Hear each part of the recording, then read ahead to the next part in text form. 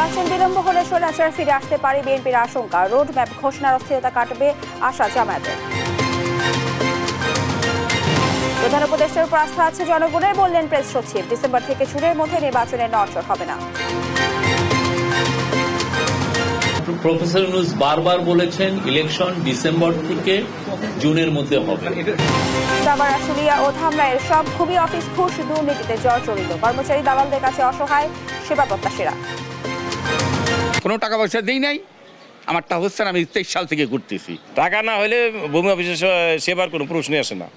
ওই খালি ঘুরতে থাকবেন, এমনি ঘুরতে থাকবেন, চুল পাকাবেন, এই যে আমার মতো চুল পেকে যাবো। দেশে 5 কোটি মানুষ থাইরয়েড সমস্যায় ভুগছে। 60% রোগী চিকিৎসার বাইরে। সচেতনতায় জোর বিশেষজ্ঞদের। বিদ্রোহী কবি কাজী নজরুল ইসলামের 126তম জন্মবার্ষিকী আজ। বাংলাদেশের অস্তিত্বে মিশে আছে জাতীয় কবি। 24 ঘন্টায় গাজায় ইসরায়েলি হামলায় প্রাণ গেছে আরো 55 জনের। 70,000 শিশু মৃত্যু ঝুঁকিতে, বলছে WFP। এবং জয় দিয়ে লা লিগার মৌসুম শেষ করলেন রিয়াল মাদ্রিদ। এই ম্যাচ দিয়ে রিয়ালকে বিদায় জানালেন কোচ আনচেলত্তি।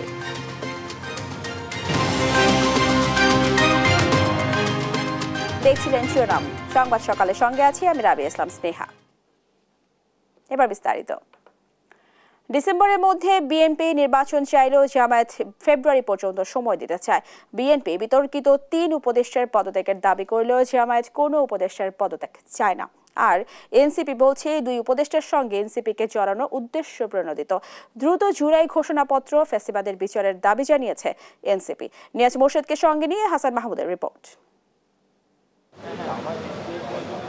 সাম্প্রতিক অস্থিরতার প্রেক্ষিতে শনিবার সন্ধ্যায় প্রধান উপদেষ্টার বাসভবন যমুনায় ধারাবাহিক বৈঠকে অংশ নেয় বিএনপি, জামাত ও এনসিপি। সন্ধ্যা 7:30টায় বিএনপির স্থায়ী কমিটির সদস্য খন্দকার মোশাররফ হোসেনের নেতৃত্বে 4 সদস্যের প্রতিনিধি দলের সাথে বৈঠক করেন প্রধান উপদেষ্টা ডক্টর ইউনূস।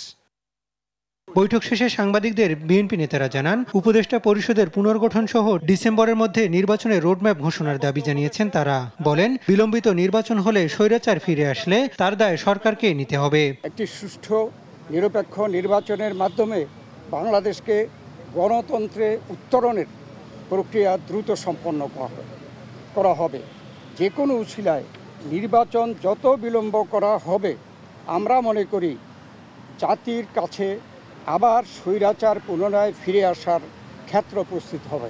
এরপর দ্বিতীয় ধাপে 8:30টায় জামাতের সঙ্গে বৈঠকে বসেন প্রধান উপদেষ্টা। বৈঠক শেষে কথা বলেন জামাত আমির। কোনো উপদেষ্টার পদত্যাগ না চেয়ে জামাত আমির বলেন, সংস্কার ও নির্বাচনের রোডম্যাপ ঘোষণা করলেই সমস্ত অস্থিরতা কেটে যাবে। এবং আমরা মনে করি যে 2টা রোডম্যাপ ঘোষণা করলেই তার অনেকটাই সমাধান হয়ে যাবে। একটা হচ্ছে সংস্কারের রোডম্যাপ, আর একটা হচ্ছে নির্বাচনের রোডম্যাপ। এই 2টাই অতীব গুরুত্বপূর্ণ বলে আমরা মনে করি। আর তৃতীয় ধাপে প্রধান উপদেষ্টার সঙ্গে বৈঠকে বসে জাতীয় নাগরিক পার্টি নেতারা বলেন, জুলাই ঘোষণাপত্র ও গণহত্যার বিচার, নির্বাচনের রোডম্যাপ চেয়েছে এনসিপি। তবে 2 উপদেষ্টার পদত্যাগ দাবি উদ্দেশ্য প্রণোদিত বলে দাবি করেন নাহিদ ইসলাম। নির্বাচনের কথা বলছি, গণপরিষদ এবং আইনসভা নির্বাচন, এই 3টি সমন্বিত একটি পরিকল্পনা, সুনির্দিষ্ট পরিকল্পনা বা রোডম্যাপ, যাতে একত্রে সরকার ঘোষণা করে। দলের বা এনসিপির সম্পর্ক নাই, সেটা আমরা আজকে সকালের বক্তব্য আমাদের শেয়ার করেছি। রোববার অন্য দলের সঙ্গে বৈঠক করবেন প্রধান উপদেষ্টা। হাসান আল মাহমুদ, দেশ টিভি, ঢাকা।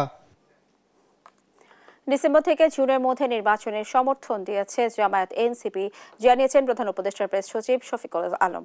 শনিবার সন্ধ্যায় বিএনপি, জামায়াত ও এনসিপির সঙ্গে প্রধান উপদেষ্টার বৈঠক শেষে তিনি সাংবাদিকদের এই কথা জানান। তিনি বলেন, ডিসেম্বর থেকে জুনের 30 তারিখের মধ্যে নির্বাচন হবে, এর বাইরে যাবে না বলে জানিয়েছেন প্রধান উপদেষ্টা। প্রেস সচিব আরও বলেন, স্থানীয় নির্বাচনে জোর দিয়েছে এনসিপি। আওয়ামী লীগের আমলের সব নির্বাচন অবৈধ ঘোষণা চেয়েছে তারা। বিএনপি, জামায়াত ও এনসিপি প্রধান উপদেষ্টার পদত্যাগ নয়, তাকে সমর্থন জানিয়েছে। এছাড়া দেশের জনগণের প্রধান উপদেষ্টার উপর আস্থা আছে বলেও জানান প্রেস সচিব। প্রফেসর ইউনূস বারবার বলেছেন ইলেকশন ডিসেম্বর থেকে জুনের মধ্যে হবে। এটা উনি বারবার বলেছেন এবং কালকে অনেকগুলো পলিটিক্যাল পার্টি আছে, তাদের সাথে উনি, আমার মনে হয় এই কথাটাই উনি বলবেন। এদিকে উপদেষ্টা পরিষদের অনির্ধারিত বৈঠকের বিষয়ে বিবৃতি জানিয়েছে সরকার। এতে বলা হয়, যদি পরাজিত শক্তির ইন্ধনে এবং বিদেশি ষড়যন্ত্রের অংশ হিসেবে সরকারের উপর আরোপিত দায়িত্ব পালন অসম্ভব করে তোলা হয়, তবে সরকার সব কারণ জনসমক্ষে উত্থাপন করে পরবর্তী সিদ্ধান্ত নেবে। বিকেলে প্রধান উপদেষ্টার ফেসবুক পেজে এই বিবৃতি দেওয়া হয়। এতে আরও বলা হয়, বৈঠকে অন্তর্বর্তী সরকারের উপর অর্পিত 3টি প্রধান দায়িত্ব নির্বাচন, সংস্কার ও বিচার বিষয়ে বিস্তারিত আলোচনা হয়। দেশকে স্থিতিশীল রাখতে নির্বাচন, বিচার ও সংস্কার কাজ এগিয়ে নিতে এবং চিরতরে এ দেশে স্বৈরাচারের আগমন প্রতিহত করতে বৃহত্তর ঐক্য প্রয়োজন বলে মনে করেন উপদেষ্টা পরিষদ।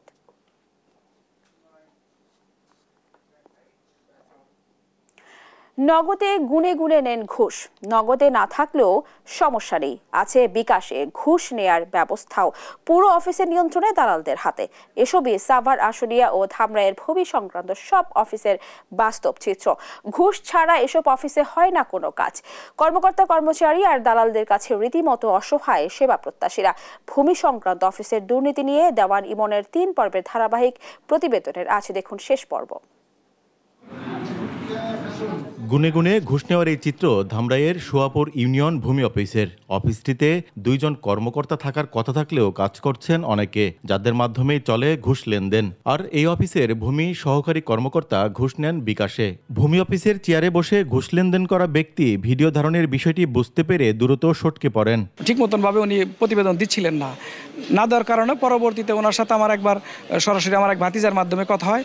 উনি 1.5 লক্ষ টাকা চায়। আমার এই বিষয়ে আমার বক্তব্য নাই, আমি কোনো কারোর কাছ থেকে কোনো লেনদেন করিনি। ধামরাই সাব রেজিস্ট্রার অফিসের অফিস সহকারী আব্দুর রহমানের অর্থ লেনদেনের এই ভিডিও এখন সোশ্যাল মিডিয়ায় ভাইরাল। ভিডিও ভাইরালের পর অফিসেও অনিয়মিত তিনি। আশুলিয়া এসিল্যান্ড অফিসের ওয়েটিং রুমে বসে কাঁদছেন 50 ঊর্ধ্ব এক নারী। জালিয়াতির মাধ্যমে পাশের জমির মালিক খারিজ করে নিয়ে গেছেন তার জমির একাংশ। হারানো জমি ফিরে পেতে মিসকেস করে আদেশের অপেক্ষায় ঘুরছেন প্রায় 2 বছর। এর মধ্যে বিভিন্ন ব্যক্তিকে দিয়েছেন 40,000 টাকা, তবুও সমাধান না পাওয়ায় খোদ এসিল্যান্ড অফিসে বসেই কাঁদছেন তিনি। হয়রানির ভয়ে সরাসরি ক্যামেরার সামনে কথাও বলতে চান না তিনি। ভুক্তভোগীদের অভিযোগ, আশুলিয়া এসিল্যান্ড অফিসের দালাল সিন্ডিকেট ও অনিয়ম দুর্নীতির মাস্টারমাইন্ড কানুঙ্গ হাবিব টাকা খারিজ সবই আমার নামে, কিন্তু ওই যে খারিজ করে নিয়ে গেছে তারা বেশি। সম্পূর্ণ মিথ্যা কথা। আমার এনে যে সমস্ত লোক আসতেছে বসতেছে, আমি মূল দলিল দেখে সবাই এক করে মিলাই দিতেছি, সঙ্গে সঙ্গে সব সারি দিতেছি। সাভার, আশুলিয়া ও ধামরাইয়ের ভূমি অফিসে সেবা নিতে আসা ব্যক্তিদের জিম্মি করে জমির খারিজ, মিসকেস, খতিয়ান ফি, রেকর্ড সংশোধন ও নামজারির নামে লাখ লাখ টাকা হাতিয়ে নিচ্ছেন দালাল সিন্ডিকেট। আমি কোনো টাকা পয়সা দিই নাই, আমারটা হচ্ছে আমি 23 সাল থেকে ঘুরতেছি। টাকা না হলে ভূমি অফিসে সেবার কোনো প্রশ্নই আসে না। ওই খালি ঘুরতে থাকবেন, এমনি ঘুরতে থাকবেন, চুল পাকাবেন, এই যে আমার মতো চুল পেকে যাবো। আমি দালাল ধরি না, এটা আমার ব্যর্থতা বলতে পারেন। সাভার সচেতন নাগরিক কমিটির প্রতিনিধিরা বলছেন, সুনির্দিষ্টভাবে ভূমি খাতের দুর্নীতিবাজদের সম্পদ সরকারি কোষাগারে আনার পাশাপাশি শাস্তির ব্যবস্থা করা গেলে দুর্নীতি প্রতিরোধ করা সম্ভব। ভূমিতে যারা দুর্নীতি করে এরা সুনির্দিষ্টভাবে ধরে এদের সম্পদ যেগুলো করেছে এটা সরকারের কোষাগারে যদি আনা যায় আর তাদের যে শাস্তির ব্যবস্থা করা যায়, তাহলে ভূমিতে দুর্নীতি বহুলাংশে কমে যাবে। ভূমি খাতে সেবা প্রত্যাশীদের হয়রানি ও দুর্নীতি বন্ধে দুদককে জোরালো পদক্ষেপ নেওয়ার দাবি সচেতন মহলের। দেওয়ান ইমন, দেশ টিভি, সাভার। জ্বালানি তেল বিক্রির কমিশন 7% বৃদ্ধি সহ 7 দফা দাবিতে আজ সকাল 6টা থেকে দুপুর 2টা পর্যন্ত পেট্রোল পাম্পে ধর্মঘট চলছে বাংলাদেশ পেট্রোল পাম্প ও ট্যাঙ্ক লরি মালিক ঐক্য পরিষদ। এই বিষয়ে জানাতে যুক্ত হচ্ছেন সহকর্মী তাইফুর রহমান তুহিন। আপনি নিশ্চয় আমাকে শুনতে পাচ্ছেন। তুহিন, যেমনটি বলছিলাম, ধর্মঘট চলছে পেট্রোল পাম্পে। ধর্মঘট সম্পর্কে বিস্তারিত আমাদেরকে জানাবেন। স্নেহা, আপনাকে ধন্যবাদ। আপনি জানেন, যেটি বলছিলেন যে আসলে পেট্রোল পাম্প এবং তেল লরি যে শ্রমিক আছেন, যারা মালিক শ্রমিক আছেন, তারা বলছেন যে আসলে যে তারা যে জ্বালানি তেল বিক্রি করেন, সেই জ্বালানি তেলের কমিশন সর্বনিম্ন 7% করা সহ 10 দাবিতে কিন্তু সারা দেশব্যাপী কিন্তু তাদের যে এই আন্দোলন, সেটি কিন্তু সকাল 6টায় হয়েছে। এখন পর্যন্ত তাদের সেই আন্দোলন চলবে 2টা পর্যন্ত। অর্ধ দিবস তারা অবরোধ পালন করছে। তার ফলে যেটি হয়েছে যে আসলে সমস্ত পেট্রোল পাম্পগুলো কিন্তু বন্ধ রয়েছে। শুধু ঢাকা শহরে নয়, সারা দেশের পেট্রোল পাম্পগুলো কিন্তু বন্ধ রয়েছে এবং পেট্রোল পাম্পে যেহেতু লরিও ওখানে রয়েছেন, অর্থাৎ লরির মালিক যারা রয়েছেন তারাও যেহেতু আন্দোলন করছে, সেক্ষেত্রে আসলে তাদের তেল সরবরাহ কিন্তু বন্ধ রয়েছে, যার ফলে প্রভাব পড়ছে আসলে সাধারণ যারা যাত্রী রয়েছেন এবং যারা যানবাহন চালান তাদের উপরে। আমরা দেখেছি যে সকাল থেকে আসলে তেল নিতে এসে বিপাকে পড়েছে অনেকেই। আমরা একটু কথা বলতে চাই আপনার সাথে যে আসলে আপনার তেলের কি অবস্থা। এবং অ্যাকচুয়ালি আমি সকালেই অফিসের উদ্দেশ্যে বের হয়েছি, বেরোনোর পরে সে মোহাম্মদপুর থেকে শুরু করে এই পর্যন্ত প্রত্যেকটা পাম্প বন্ধ। তাদের কাছে জানতে চাইছি যে আসলে পাম্পটা কি কারণে আপনারা বন্ধ রেখেছেন। হ্যাঁ, তারা কোনো রিজন, কোনো অ্যান্সার দিতে পারছে না যে তারা কি কারণে পাম্পটা বন্ধ রেখেছে।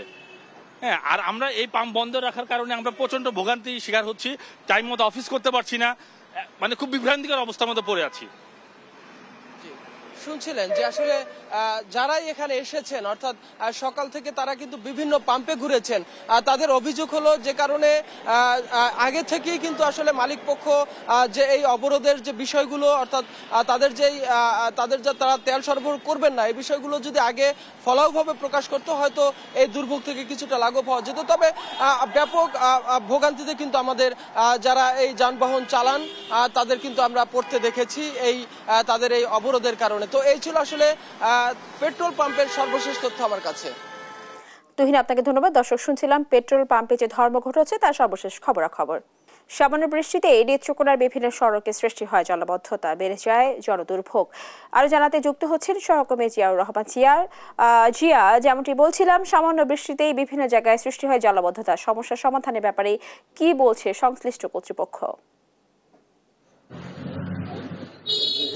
স্নেহা, আমি আপনাকে জানাতে চাই যে নেত্রকোনা জেলার 10টি উপজেলা রয়েছে।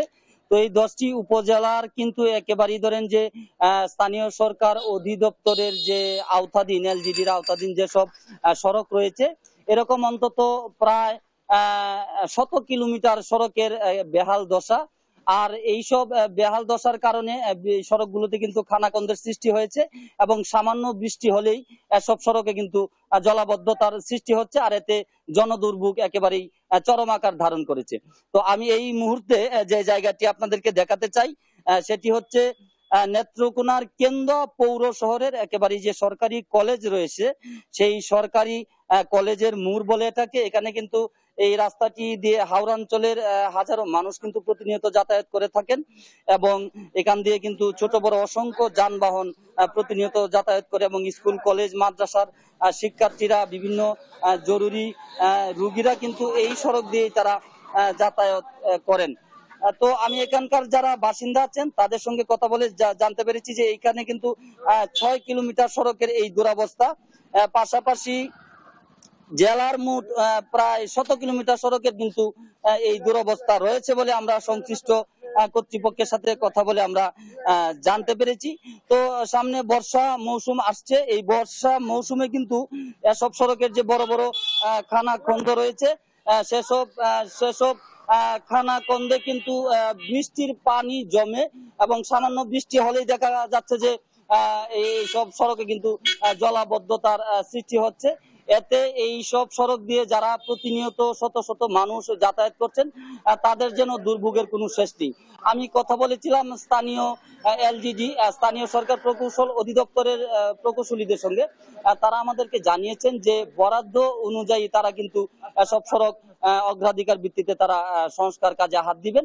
তারা এইসব জরাজীর্ণ সড়ক নিয়ে তারা কিন্তু ঊর্ধ্বতন কর্তৃপক্ষের কাছে প্রস্তাবনা পাঠিয়েছেন।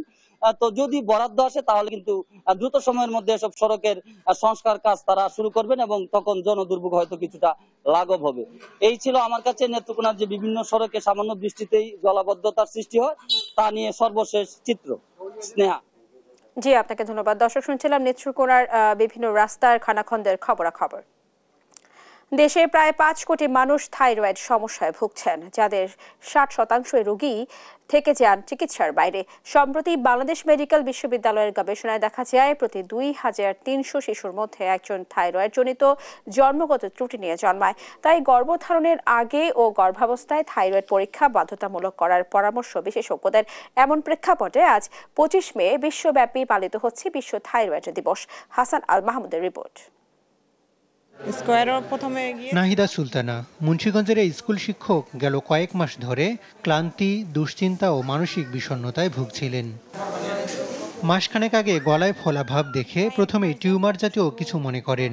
টের পেলাম যে আমার গলার মধ্যে কিছু একটা দেখা যাচ্ছে, ছোট গোলাকৃতি, এরকম আন্দাজ করেই ফার্স্টে আইডেন্টিফাই করে। ধানমন্ডির থাইরয়েড সেন্টারে আসা কেরানীগঞ্জের নাজনীন সুলতানা চিকিৎসা নিচ্ছেন 15 বছর। এ সেন্টারে চিকিৎসা নিতে আসা অধিকাংশ রোগী দীর্ঘমেয়াদে থাইরয়েড সমস্যায় ভুগছেন। তো তখন ওনারা টেস্ট করায় বলছে যে না, আপাতত এখনো হয় নাই, কোনো সমস্যা নাই, তবে এটা বারবার একটু চেক আপের মধ্যে থাকতে হবে। হাঁটাচলা করতে পারতো না, বসতে পারতো না, পুরো 19 মাসে হাঁটা শিখছে। আমার শরীর দুর্বল লাগে, হাত পা জ্বালাপোড়া করে, তারপর মাথা ঘুরায়, অস্থির অস্থির ভাব। আমি আজকে 8-9 বছর ধরে এরকম। আগে আর হ্যাংলা আসলাম, আমি ওজন শুধু বাড়তে থাকে, কোনো ওজন কমে না। হাইপোথাইরয়েড ও হাইপার থাইরয়েড দুই ধরনের থাইরয়েড রোগীর উপসর্গের ভিন্নতা থাকলেও দুর্বলতা, মানসিক অবসাদ, অহেতুক দুশ্চিন্তা, হঠাৎ ওজনে বড় পরিবর্তন, মাসিকের ধরনে পরিবর্তন দেখা যায়। বাংলাদেশ মেডিকেল বিশ্ববিদ্যালয়ের গবেষণায় দেখা যায় প্রতি 2300 শিশুর একজনে জন্মগত ত্রুটির জন্য থাইরয়েডই দায়ী। এজন্য গর্ভধারণের আগে ও গর্ভাবস্থায় থাইরয়েড পরীক্ষা বাধ্যতামূলক করার পরামর্শ চিকিৎসকদের। সন্তান গর্ভে চলে এসছে, তাহলে তারা তখন মায়ের অবশ্যই TSH আর T4টা টেস্ট করবে যে তার কোনো থাইরয়েডের অসুবিধা আছে কিনা।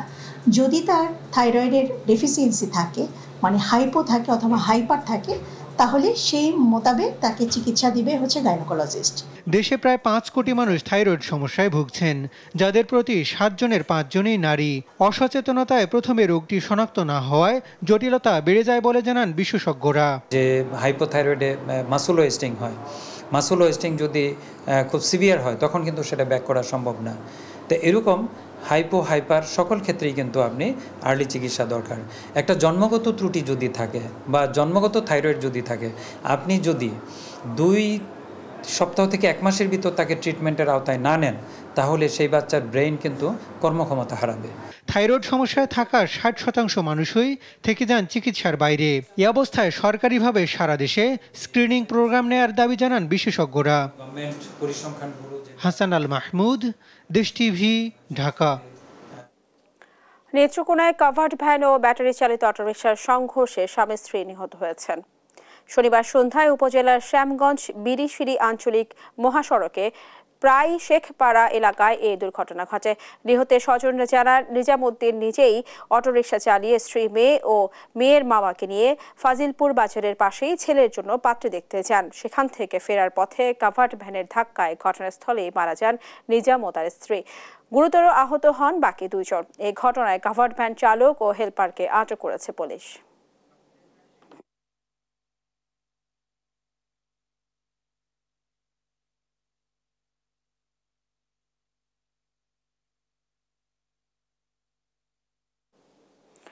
প্রেম, বিরহ, বেদনা ও সাম্যের কবি কাজী নজরুল ইসলাম। যিনি ছিলেন বাংলা সাহিত্য, সঙ্গীত, তথ্য, সংস্কৃতি অন্যতম প্রধান পুরুষ।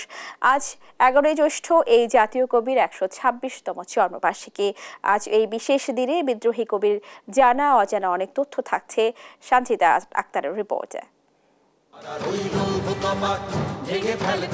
জাতীয় কবি কাজী নজরুল ইসলাম, যিনি 20 শতাব্দীর অন্যতম প্রধান বাঙালি কবি, উপন্যাসিক, নাট্যকার ও সঙ্গীতজ্ঞ। মাত্র 23 বছরের সাহিত্যিক জীবনে তার সৃষ্টির যে প্রাচুর্য তা তুলনারহিত। সাহিত্যের নানা শাখায় বিচরণ করলেও তার প্রধান পরিচয় তিনি কবি, বাংলাদেশের জাতীয় কবি। শনিবার 24 মে তার 126তম জন্মবার্ষিকী। বরাবরই সারা দেশে নানা আয়োজনের মধ্য দিয়ে উদযাপিত হয় নজরুল জয়ন্তী। দিনের শুরুতেই কবির অগণিত অনুরাগী ঢাকা বিশ্ববিদ্যালয়ের কেন্দ্রীয় মসজিদের পাশে তার অন্তিম শয্যায় পুষ্পস্তবক অর্পণ করে কবি শ্রদ্ধা নিবেদন করে থাকেন।